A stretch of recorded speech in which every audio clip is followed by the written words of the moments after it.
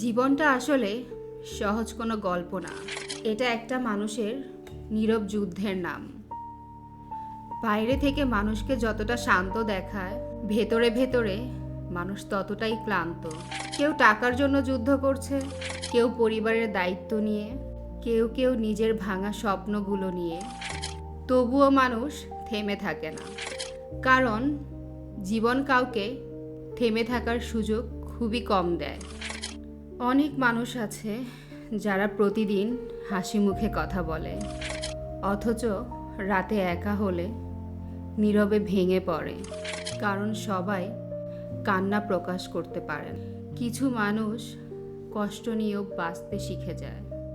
কিন্তু জানেন সবচেয়ে সুন্দর ব্যাপার কি? মানুষ যতবার ভাঙে, ঠিক ততবারই মানুষ উঠে দাঁড়ানোর শক্তি খুঁজে পায়। জীবন যুদ্ধের এটাই নিয়ম।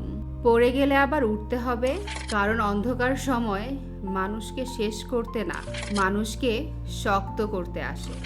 আর যে মানুষটা হাজার কষ্টের পরেও সামনে হাঁটতে পারে, সেই প্রকৃত যোদ্ধা।